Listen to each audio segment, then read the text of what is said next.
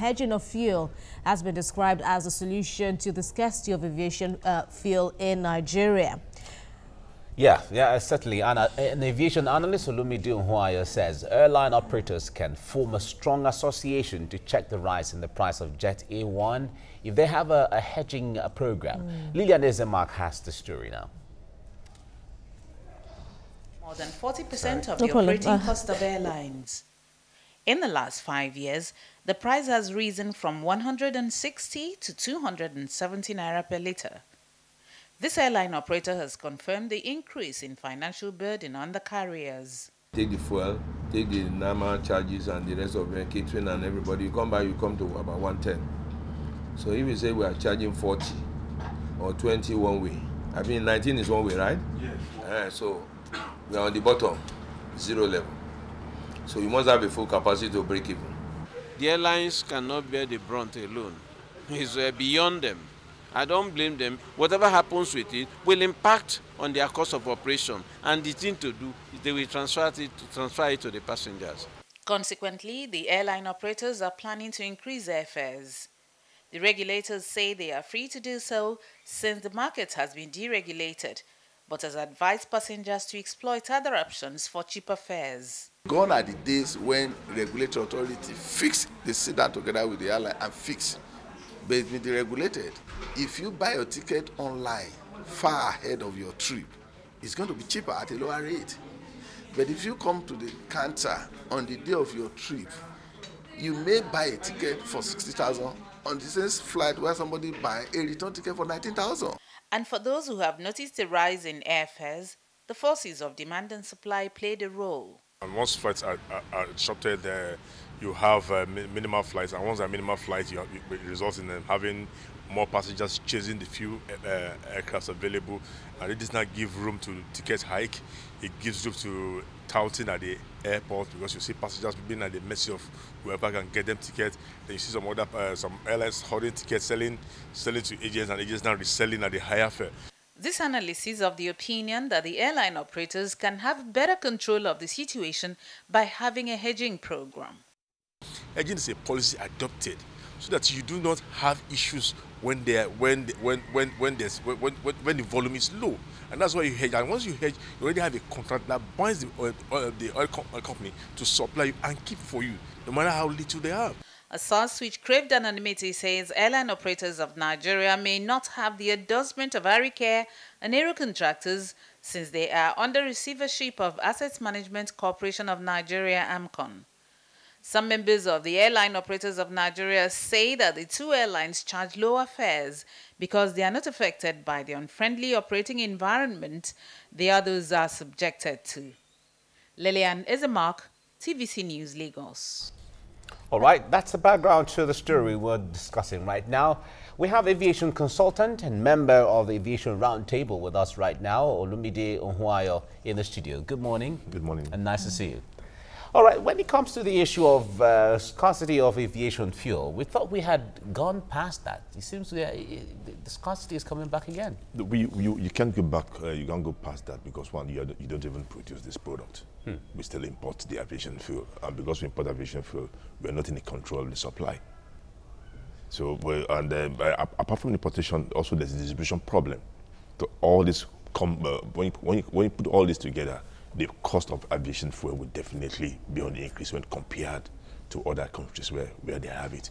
And you'll be wondering that after all these years, an oil produced a nation like Nigeria, we do not have the capacity to produce aviation fuel within the Nigerian nation.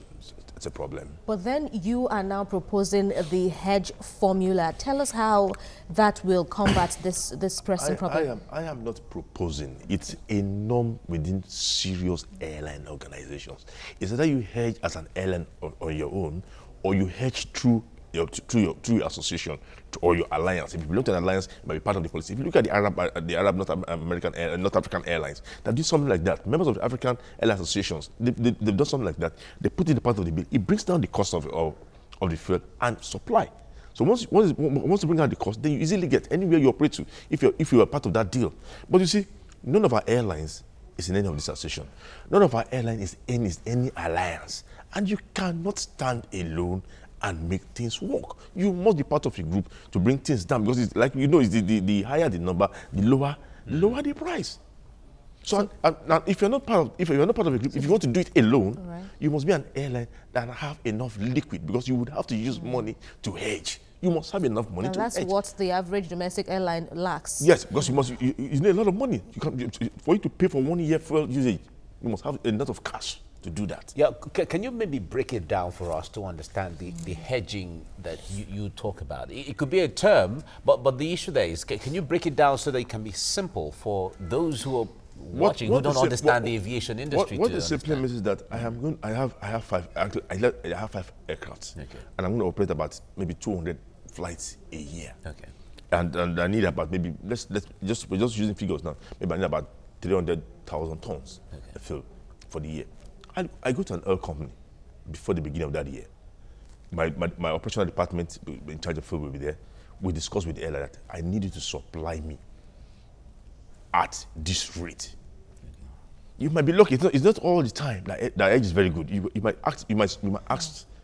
might fix it at maybe a rate of 119 naira, and maybe somewhere along the line, the crude oil markets drops and the price drops, and you have hedged at 190. If it drops about 160, you have lost. Yeah, that's a loss. But if you hedge at 190 and it moves to 270, you have no problem, because you have already paid ahead and it stays firm for you. So, but you see, there are professionals within the airline that help in arranging this. You can block for 3 months at 190. That's okay. I'm blocking for another 3 months at 195 or 185. It depends on the negotiation. Okay. And with that, you will not have this problem. So when the company has little fuel, you are forced on the priority, because it knows you have paid, you are part of. But that cannot work here, because even what we use as a capital outlay for our airlines is so relaxed. We still discussed this yesterday at the seminar. When you ask only 2 aircraft to come and start an airline, will the person be struggling to look for cash? So we're looking at a wider network now. An oil company is involved, and then a consortium of, perhaps international airlines. Now, within and outside. A loaded airline. A loaded airline. Okay, I'm going to give you one of the South American countries. What did they do? They went to their government. They came together and said, okay, we are going to get this aviation fuel ourselves, because they were having problems with the oil companies. The airlines came together and started importing the aviation fuel themselves, and that brought the price down. But you see, here in Nigeria, you just look at your analysis now.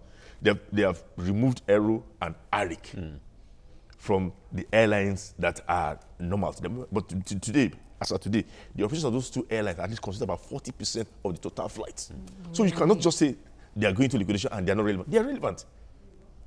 They're relevant. But then they are funded somewhat now. They are not funded by anything. By AMCON. No, they're not funded by AMCON. They collected some loans, a huge quantity, that they have not been able to pay back. So the government has stepped in, and that government here is AMCON, public funds. And that gives me my fear. You have 2 airlines who are individually owned, who collected money from banks that are owned by Nigerians. And those banks are in trouble, and the government has stepped in with money, trying to stabilize those banks and stabilize the airlines themselves so that they can get their money back. And you are there looking for another money to go and start another national carrier. Okay. So what happens to the government funds that's in Arik? Initially being pumped. Yes, in Arik and Aero. Is it not better? Now, AMCON said it was going to take time to turn around Arik and Aero. Now, with the heat and the, coming up from the national carrier thing, they have changed that now. They want to sell Arik and Aero, and they must sell fast. Because once the new national carrier that the government is planning again comes in, the value of Arik and Aero will go down. Okay. And once it goes down, I'm not sure whether they will get the money they're looking for, the 200 billion naira. But talking about a national carrier coming on board, is that good for the business, or is not good for business from the standpoint where we are right now? It depends on the motive behind it. Okay. What I see now, what I see right now is more political than economic. Because if it's economic, the idea will not be, we just want a national carrier. What we are looking at now is that flag. We don't need that flag. We need something to compete. We're not looking at the economic sense in it. And that's why you must put vis-a-vis what is happening now with Aero and Arik, where government money is. But government coming into Arik and Aero contractors via AMCON is just an intervention. They didn't plan to come there. Yeah, so but they're there now. Yeah, but they are there right now, to salvage the situation. But when they have their own plan, as in when government has its own plan to say, okay, fine, because the president had talked about the issue of national carrier, not just now. He's talked about it even right from the first year of his administration. National carrier is a word. It can come from any. It can even come from the present domestic airlines operating. It doesn't mean you must start a new one. Okay. It's just that power to say this airline is registered in Nigeria, owned by Nigeria, and we are backing this airline. We are ready to invest more in this airline so it can get bigger and be able to serve and be able to do all these operational activities. What is the new airline bringing? The new national airline bringing that Virgin Atlantic did not bring? Is it in terms of management, technical personnel? What we should be looking at is what made Virgin Atlantic pull out of that national airline called Virgin Nigeria. They came with aircrafts, they came with management, everything was there, private placement and investment from the Transcorp team of OBJ, where the guys that were called to Eco Hotel. And the airline was on, it had a record, it was the youngest airline to obtain the IOSA certification. He had moved into alliances with foreign airlines, were already discussing with it, partnership, and suddenly, Virgin pulled out. As they were pulling out, they took their money away, and the airline started going down. And they got to the Mr. Turnaround man who said he was going to buy it, and the aircraft turned him around. So you fear a repeat of, exactly. Past mistakes? That's why I say it is better not to start in November than to start and go the normal 5-10 year cycle and go back to square one. But what if the national carrier now has come to stay? Shouldn't we give it the benefit of the doubt? Whichever way, it is better. Be cautious, plan, so we do not go back to where we are coming from. Okay. Let's even look at the angles now of the airline operators. Let me take you one of those decisions. Okay. Right. Remember, we all clapped when the remodeling of those 19 airports was being done by the Kema Chikwe, Stella Odua, or the GEG. And we all clapped. But we were clapping them because the remodeling was big to us, money was being pumped out. As of today, only one of those terminals is ready. Only one in Lagos.